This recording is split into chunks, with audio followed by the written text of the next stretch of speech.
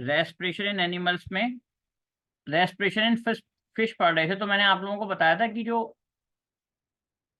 Water होता है, वो फिश होती है, वो गिल्स के थ्रू बेटा रेस्पिरेशन करती है, थ्रू गिल्स।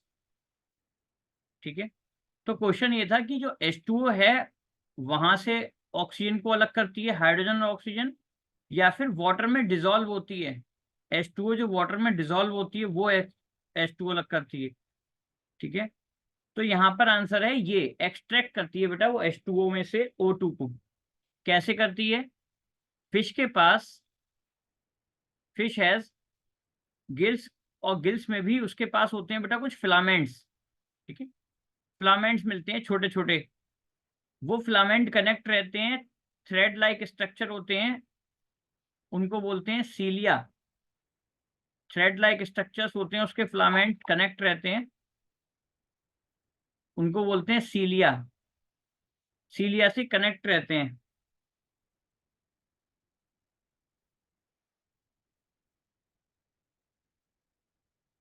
सीलिया से, जो सीलिया होते हैं ये करंट जनरेट करते हैं, इलेक्ट्रिक करंट जनरेट करते हैं।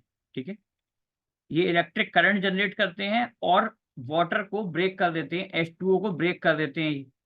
किस किस में? हाइड्रोजन और ऑक्सीजन में। और फिर वो ऑक्सीजन वो इनहेल कर लेती हैं, वो ऑक्सीजन को वो क्या कर लेती है बेटा? इनहेल कर देती हैं। बाकी हाइड्रोजन और जो अनयूज्ड वाटर होता है, बेसिकली वो वाटर को लेती हैं, अनयूज्ड वाटर और हाइड्रोजन, इन दोनों को वो बाहर एक्सट्रैक्ट कर देती हैं, बाहर भेज देती हैं। ठीक है, ऑक्सीजन को अलग करके वो इनहेल कर लेती हैं, यानी कि ऑक्सीजन से रेस्पिरेशन करती हैं वो। तो ये आपको ध्यान रखना है। मैं फिर से बता दूं, फिश जो होती हैं वो गिल्स के थ्रू रेस्पिरेशन करती हैं बेटा।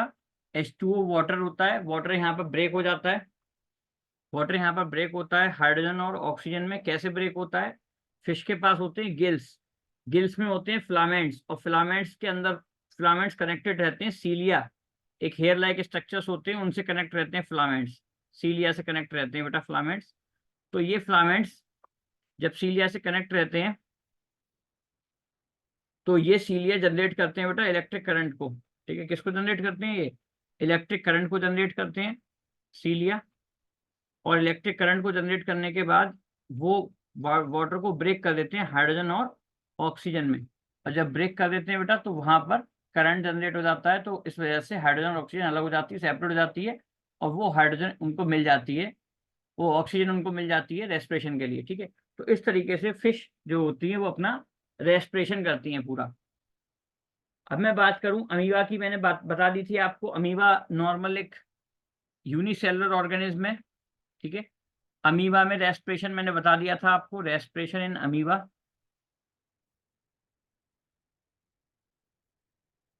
तो अमीबा में रेस्पिरेशन के लिए, ये मान लो अमीबा का स्ट्रक्चर है, इस तरीके का कुछ अमीबा का स्ट्रक्चर है।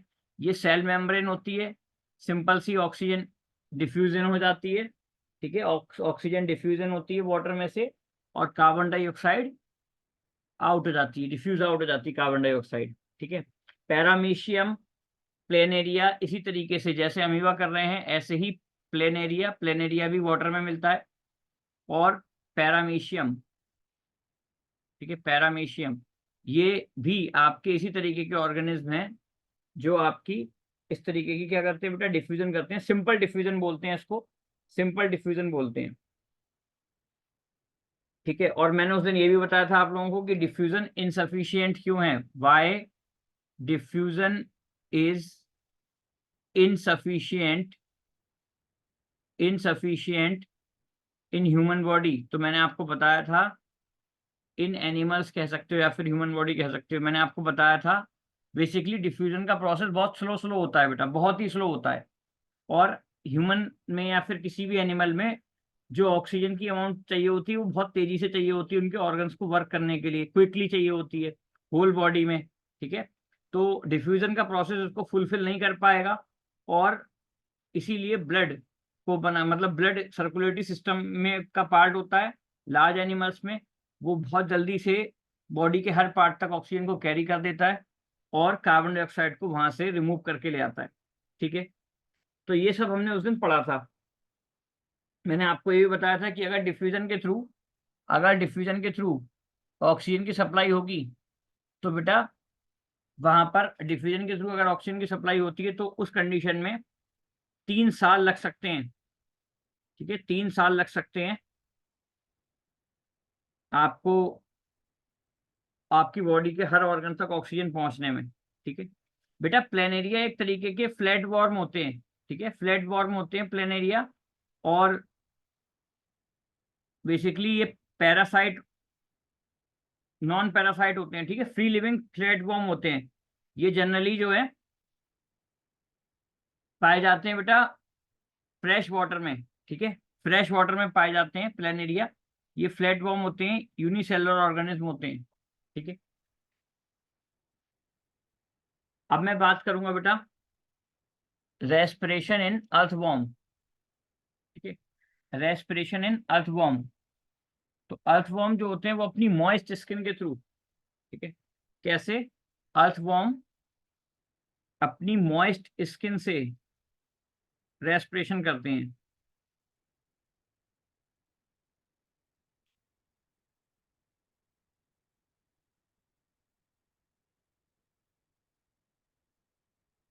ठीक है, अपनी मॉइस्ट स्किन से ऑक्सीजन को ले लेते हैं अर्थवॉर्म। यहाँ पे अर्थवॉर्म की बात हो रही है। तो ये क्या करते हैं बेटा, अपनी मॉइस्ट स्किन से ऑक्सीजन को रिसीव कर लेते हैं। और ऑक्सीजन को रिसीव करने के बाद अपने सारे इनके पास एक अलग तरीके का ब्लड होता है इनका। ठीक है, मॉइस्ट स्किन से ये रिसीव करते हैं ऑक्सीजन को। ठीक है, ये ऑक्सीजन केवल रिसीविंग होती है यहाँ से, उसके बाद इसको सप्लाई कर देते हैं ब्लड में। और ब्लड फिर इनके पूरे पार्ट तक, पूरे उस तक रेस्पिरेशन के लिए ऑक्सीजन को पहुंचाता है। ठीक है, जैसे हमारी बॉडी में ब्लड पहुंचाता है ऐसे ही इनकी बॉडी में भी, अर्थवॉर्म की बॉडी में भी ब्लड पहुंचाता है। ठीक है,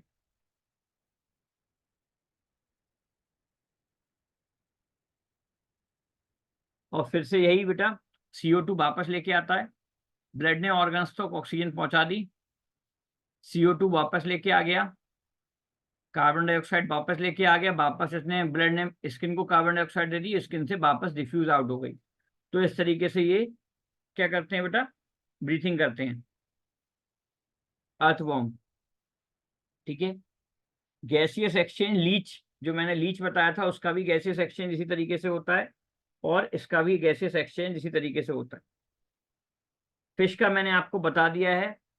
फिश बेटा जो वाटर में H2O वाटर होता है, फिश के पास उसके वाटर के चारों तरफ, मतलब वाटर चारों तरफ होता है उसके, वो उसके जो गिल का कवर होता है, गिल्स का कवर होता है, उसको बोलते हैं गिल स्लिट।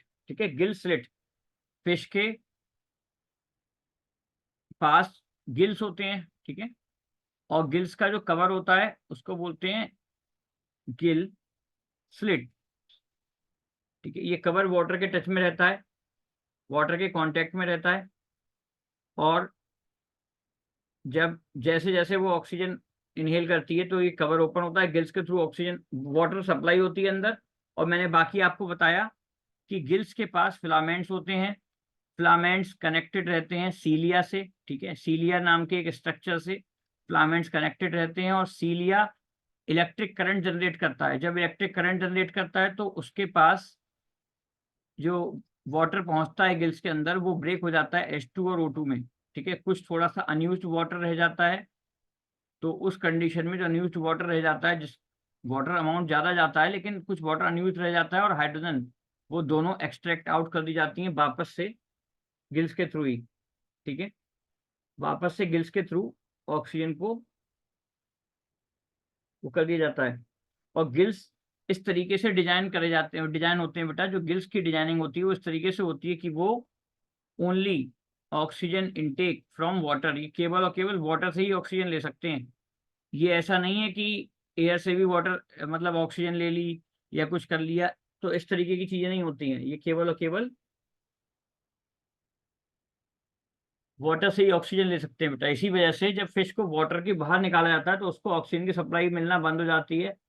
वो थोड़ी देर ऑक्सीजन की उसमें मतलब एक तरीके से वो करती है, उसके बाद उसकी डेथ हो जाती है। ठीक है, तो ब्रीथिंग और रेस्पिरेशन के लिए गिल्स इंपॉर्टेंट हैं फिश में। अब बात करते हैं बेटा, अब आ जाते हैं हम फाइनली ह्यूमन बींग्स पर। ठीक है, अब फाइनली हम आते हैं ह्यूमन बींग्स पर। फिलामेंट बेटा स्ट्रक्चर होते हैं, ठीक है, जैसे फिलामेंट मतलब ब्रश ब्रश के ऊपर के वो देखें उस तरीके के स्ट्रक्चर्स होते हैं, वो गिल्स से कनेक्टेड रहते हैं, और वो फिलामेंट कनेक्टेड रहते हैं बैक साइड में सीलिया नाम के स्ट्रक्चर से।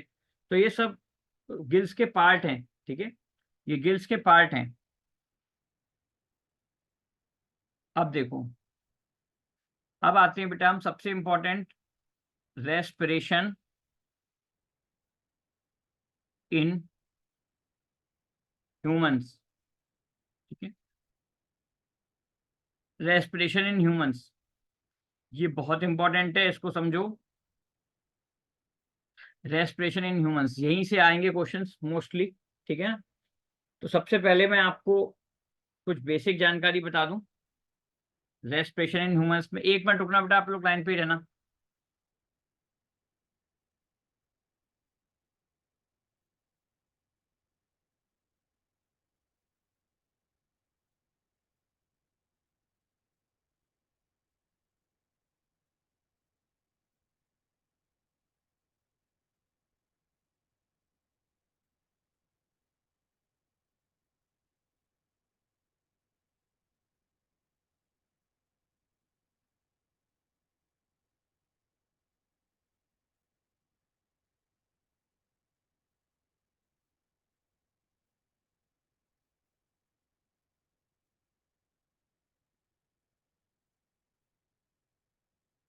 हाँ, रेस्पिरेशन इन ह्यूमंस, तो उसमें देखोगे आप,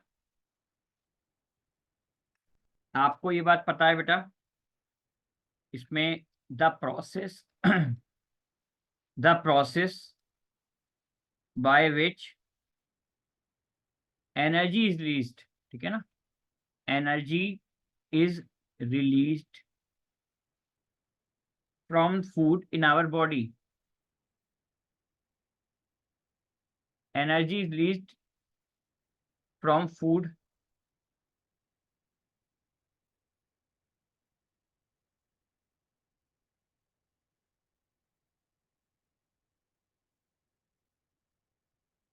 in our body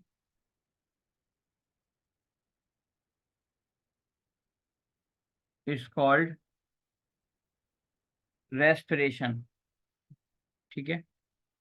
अब आपको मैंने एक कॉमन जनरल जो रिएक्शन थी C6H12O6 plus 6O2 gives 6CO2 plus 6H2O plus ATP, यानी कि एनर्जी, ये मैंने जनरल एक रिएक्शन आप लोगों को लिखवा दी थी, है ना।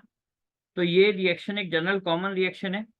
अब हम डिटेल्ड में पढ़ रहे हैं कि कैसे क्या होता है बेटा, गैसेस एक्सचेंज ब्लड और एयर में जो होती है हमारे बिटवीन ब्लड एंड एयर, वो कार्बन डाइऑक्साइड और उनका है ऑक्सीजन का, वो किस तरीके से होता है ये हम पूरा डिटेल में पढ़ेंगे इसमें, ठीक है।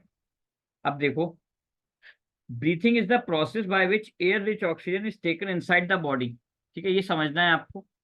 ब्रीथिंग जो है वो एक प्रोसेस है, ब्रीथिंग इज अ प्रोसेस। बेटा अभी इस टॉपिक से रिलेटेड आप कुछ भी पूछो, ठीक है, वो मैं बताऊंगा, बाकी चीजें बाद में। ब्रीथिंग एक ऐसा प्रोसेस है बेटा जिसमें हम क्या करते हैं,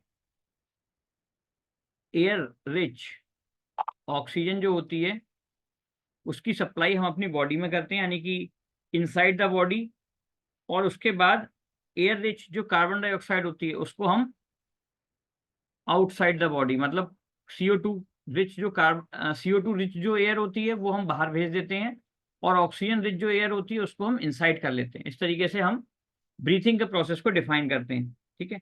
ब्रीथ मीन्स क्या होता है, एक ब्रीथ मीन्स होता है बेटा वन इनहेलेशन, ठीक है, मतलब एक बार सांस अंदर लेना, और वन एक्सहेलेशन, एक बार छोड़ना। ये कंप्लीट एक ब्रीथ बनाता है, वन ब्रीथ, ठीक है, वन ब्रीथ, ये कंप्लीट एक ब्रीथ बनाता है। अब आप देखोगे तो सबसे पहले हमारा जो पूरा का पूरा ह्यूमन रेस्पिरेटरी सिस्टम है उसको मैं एक्सप्लेन कर रहा हूँ, ठीक है।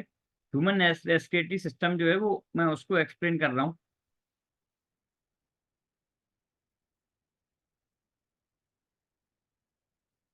मैं इसके लिए बेटा डायग्राम ओपन कर ले रहा हूँ, वो आपको ज्यादा सही रहेगा, ठीक है।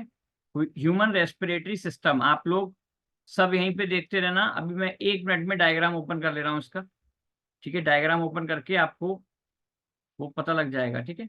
अभी वेट वेट करना आप ह्यूमन रेस्पिरेटरी सिस्टम के डायग्राम के लिए।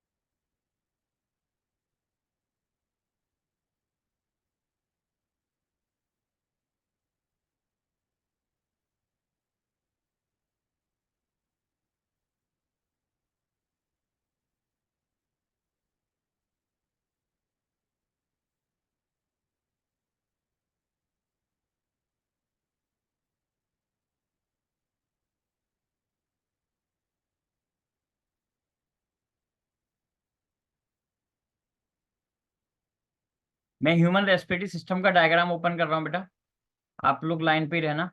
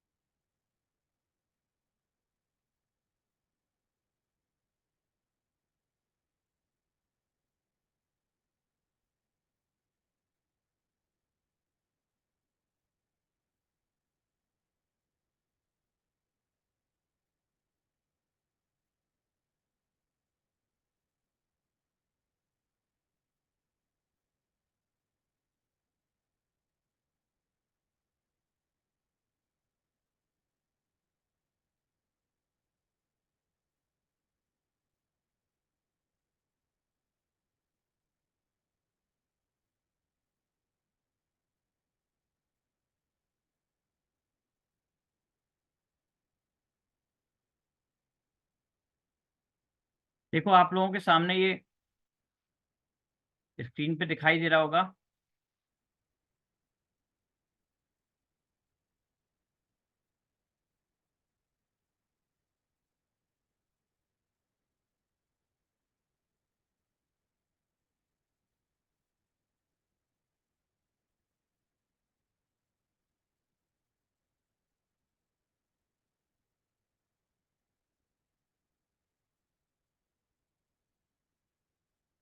देखो बेटा ये है आपके सामने ह्यूमन रेस्पिरेटरी सिस्टम का डायग्राम।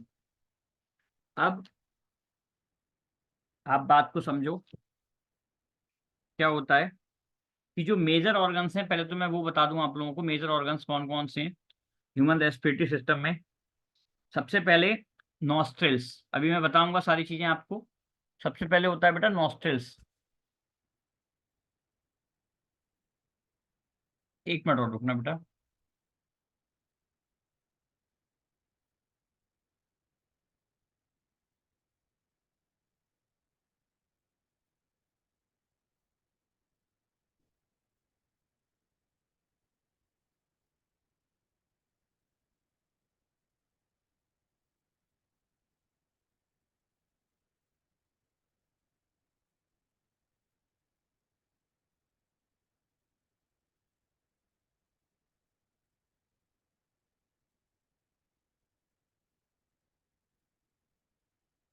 चलो देखो इधर, देखो इसमें देखो सबसे पहले होता है बेटा नॉस्ट्रिल्स। मैं अभी बताता हूँ कि क्या क्या होते हैं, कहाँ कहाँ होते हैं, कैसे होते हैं। सबसे पहले है नॉस्ट्रिल्स, ये लिख लोगे आप ह्यूमन रेस्पिरेटरी सिस्टम के इंपॉर्टेंट मेजर ऑर्गन्स, ठीक है। Major organs of human respiratory system, तो आप लिख लो नॉस्ट्रिल्स होता है इसमें। उसके बाद सेकंड नंबर पे है बेटा nasal cavity, nasal cavity. Nasal cavity को हम नेजल चैम्बर्स भी बोलते हैं, नेजल चैम्बर्स, ठीक है, ये भी बोलते हैं हम इसको। उसके बाद थर्ड नंबर पे होता है फेरिंक्स, फेरिंक्स। उसके बाद लैरिंक्स, ठीक है। लैरिंक्स के बाद ट्रैकिया, ठीक है। ट्रैकिया के बाद होता है बेटा ब्रोंकाई एंड ब्रोंक्यूल्स, ट्रैकिया के बाद ब्रोंकाई एंड ब्रोंकाई है, ये सी एन है यहाँ पर बेटा, ओ एन, ठीक है, bronchi and bronchioles, I O L E S, bronchioles.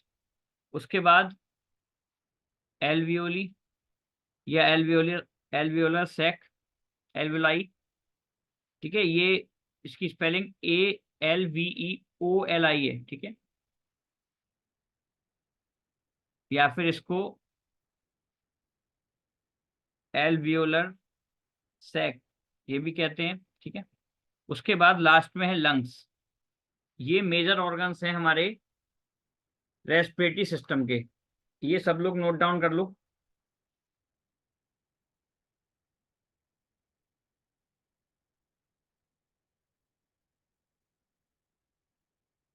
ठीक है बेटा, ये मेजर ऑर्गन्स हैं हमारे रेस्पिरेटरी सिस्टम के। अब देखो क्या होता है, अब मैं आगे बढ़ता हूँ।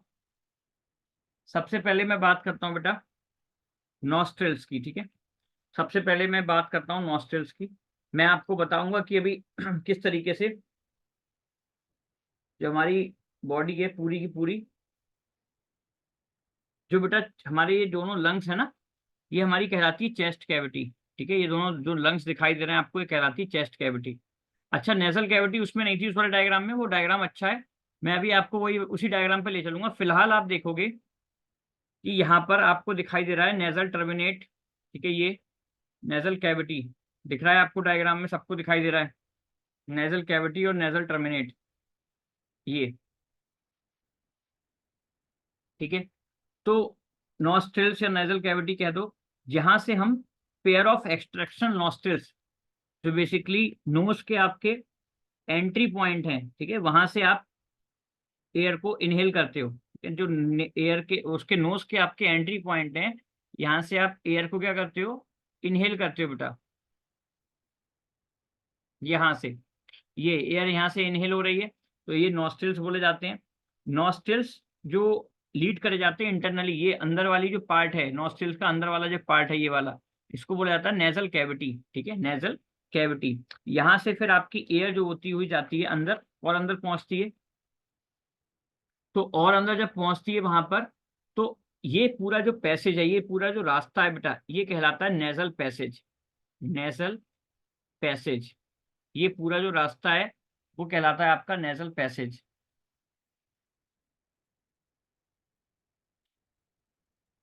Nasal passage. अब यहाँ पर जो नेजल पैसेज है बेटा, वो उसके पास कुछ सेल्स होते हैं, ठीक है, सीलिएटेड सेंसरी एपिथेलियम होता है, मतलब उसके पास बेसिकली कुछ सेल्स होते हैं। यहाँ पर जो हेयर्स होते हैं आपकी नोज में, सबसे पहले आप ये बात समझो, जो हेयर होते हैं नोज में, आपने देखा, पता है आपको हेयर्स होते हैं नोज में, वो हेयर क्या करते हैं, अगर कोई एयर के साथ कोई बड़ा पार्टिकल जा रहा है, कोई डस्ट का पार्टिकल जा रहा है बड़ा, वो उसको ब्लॉक कर देते हैं, ठीक है। एयर के साथ कोई बड़ा पार्टिकल जा रहा है, वो उसको ब्लॉक करते हैं, उसको रोक लेते हैं, ठीक है, और उसके बाद उसको अंदर जाने से रोकते हैं। ये एयर को वार्म करते हैं। ये नेजल पैसेज वाला जो एरिया होता है, इसमें प्रेजेंट होती हैं म्यूकस, ठीक है, इसमें म्यूकस प्रेजेंट होता है, तो सुबह सुबह निकलता है, कभी कभी निकल आता है, मतलब, ठीक है ना, वो म्यूकस होता है जब आप, मतलब, कोल्ड हो जाता है या नॉर्मल कंडीशंस में जब आप सुबह सुबह नोज क्लीन करते हो, तो जो निकलता है वो म्यूकस होता है आपका, ठीक है, म्यूकस। अच्छा, एक और चीज मैं आपको बता दूं, ये म्यूकस क्या करता है बेटा, ये जो एयर होती है, इसको पहली बात तो एयर में से डस्ट के पार्टिकल्स को अपने साथ स्टिक कर लेता है, यानी कि चिपका लेता है डस्ट के पार्टिकल्स को। ठीक है, मैं आपको वापस बोर्ड पे ले चलूं,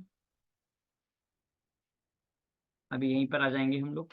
सबसे पहले देखो म्यूकस। म्यूकस का क्या काम होता है? ये एक स्टिकी सब्सटेंस है, स्टिकी सब्सटेंस है। ये क्या करता है, ये जो एयर के साथ अगर डस्ट के पार्टिकल्स जा रहे हैं बेटा, उनको एक तो स्टिक कर लेगा, चिपका लेगा, ठीक है ना। और उसके साथ साथ क्या करेगा, ये ऐड करेगा। म्यूकस क्या कर देता है, it adds moisture to the air. ये एयर में थोड़ी सी मॉइस्चर ऐड कर देगा, ठीक है ना। ये एयर में मॉइस्चर ऐड कर देगा।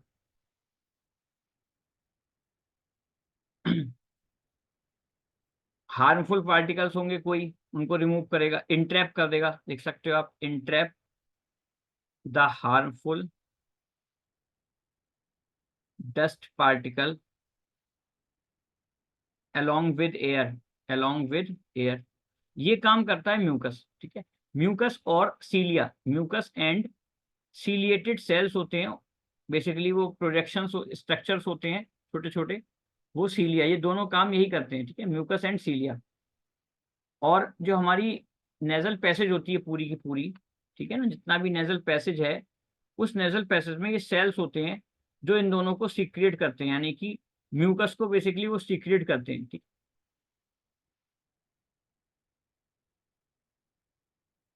इसके साथ साथ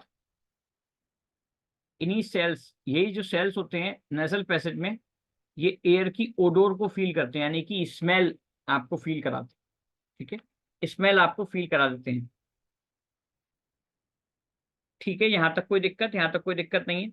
अच्छा, एक चीज और, जो आपकी माउथ कैविटी है, ये आपकी नेजल कैविटी थी, यानी कि नेजल पैसेज था पूरा। नेजल कैविटी ऊपर होती है, ठीक है ना, नेजल कैविटी ऊपर है। जैसे मैं आपको दिखाऊं एक बार,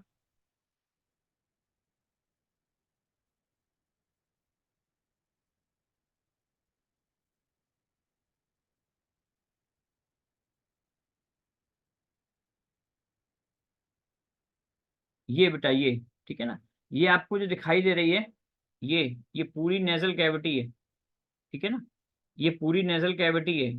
ये वाली पूरी जो है नेजल कैविटी है, ये पूरी, ठीक है, ये नेजल कैविटी है। उसके बाद ये जो आपको दिखाई दे रही है, ये माउथ कैविटी नीचे वाली, ये पूरी माउथ कैविटी है, ठीक है, ये माउथ कैविटी है। तो नेजल कैविटी और माउथ कैविटी को जो अलग करती है, वो ये सॉफ्ट पैलेट, इसका नाम होता है, मैं आपको इसका नेम बता दूं, इसका नाम होता है बेटा, इस पैलेट का जो मतलब काम होता है, वो इन दोनों को सेपरेट करना है। ये सॉफ्ट बोनी पैलेट होता है, इसका नाम बोनी पैलेट, ठीक है, बोनी पैलेट। ये बोनी पैलेट नेजल कैविटी और माउथ कैविटी को सेपरेट कर लेती है, अलग अलग करती है, ठीक है। ये सब टर्म अभी इंपॉर्टेंट नहीं है, बहुत ज्यादा डिटेलिंग है। ये डायग्राम बस मैंने ओपन करके दिखाया था आपको, जिससे कि ये आपको पता लग जाए नेजल कैविटी और ये है आपकी माउथ कैविटी। तो इसमें ये बोनी पैलेट होती है जो उसको सेपरेट करती है। अब आ जाते हैं ओरिजिनल डायग्राम पे बेटा, देखो इस वाले पे, ठीक है, ये मेन डायग्राम है आपका। इस पे आ जाते हैं हम। यहाँ पे देखोगे आप तो, अच्छा एक चीज और रह गई अभी आपकी, अब आता है फेरिक्स, ठीक है। अब जो एरिया आता है वो आता है फेरिक्स,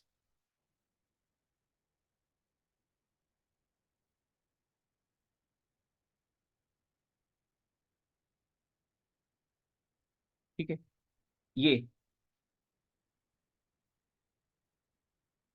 ये जो है फेरिक्स, फेरिक्स क्या होता है बेटा, ये बेसिकली कॉमन पैसेज है, मतलब आपका फूड, खाना एंड विंड, हवा, दोनों इसी रास्ते से होके जाएंगी।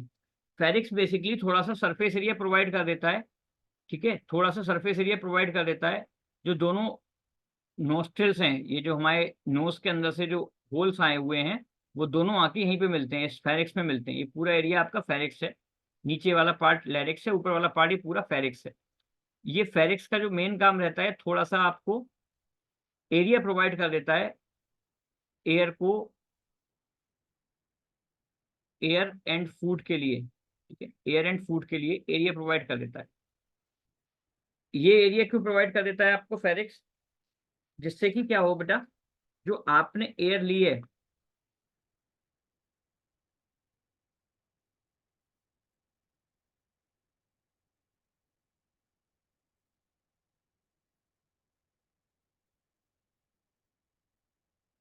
जो आपकी इनहेल्ड एयर है बेटा, ठीक है, वो हल्की सी, उसका जो टेम्परेचर होता है, देखो आपको ये पता है बाहर का जो टेम्परेचर है वो कैसा है, बाहर का जो टेम्परेचर है बेटा वो कैसा है, वो आपको पता है कि नॉर्मल, मतलब आपकी बॉडी के टेम्परेचर से वो टेम्परेचर जो रहता है वो थोड़ा सा ठंडा रहता है, कूल रहता है, मतलब बाहर का जो टेम्परेचर रहता है। तो बेसिकली ये एरिया प्रोवाइड करता है जिससे कि एयर थोड़ी सी हमारी वार्म हो जाए, ठीक है, गर्म हो जाए। और उसके बाद ये वाइडर एरिया आपके फूड और विंड दोनों के लिए कॉमन होता है, कॉमन पैसेज होता है फेरिक्स।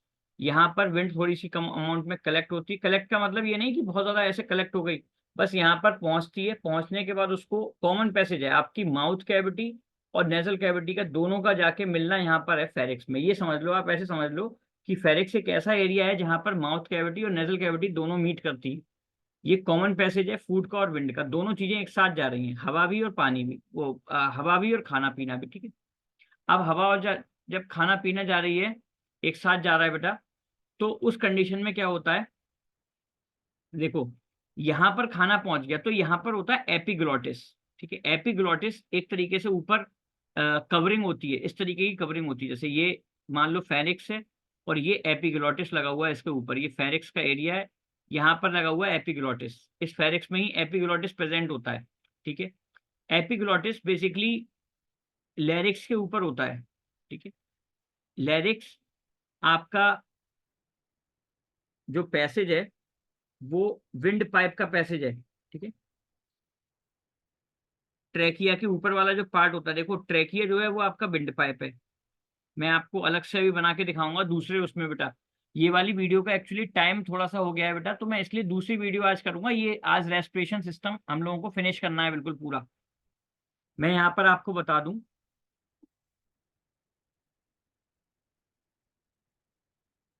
देखो ये मान लो आपका फेरिक्स है, ये कॉमन पैसेज है, यहाँ पे फूड एंड विंड दोनों आए हुए हैं मान लो।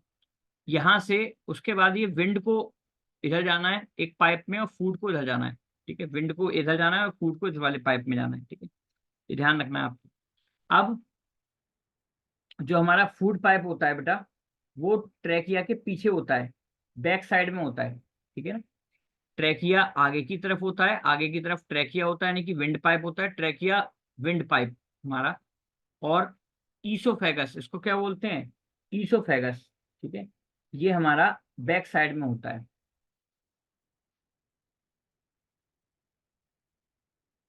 ईसोफेगस ये बैक साइड में होता है, पीछे की साइड में होता है। तो ट्रैकिया में जब विंड आती है तो यहाँ पर बेसिकली ट्रैकिया की बिल्कुल ओपनिंग पर यहाँ पर एक कवरिंग लगी होती है, उसको बोलते हैं एपिग्लॉटिस। एपिग्लॉटिस ये कवरिंग होती है इसके ऊपर। ये क्या करती है, ये कवरिंग फूड को विंड पाइप में आने से रोकती है, ठीक है। अभी 1 मिनट बचा हुआ बेटा लास्ट, मैं 10 मिनट में आऊंगा करेक्ट, और उसके बाद आप लोगों को ये पूरा एक्सप्लेन करूंगा, ठीक है। तो आप 10 मिनट रुक जाना बस, ये आज रेस्पिरेशन सिस्टम आज कंप्लीट करेंगे बेटा।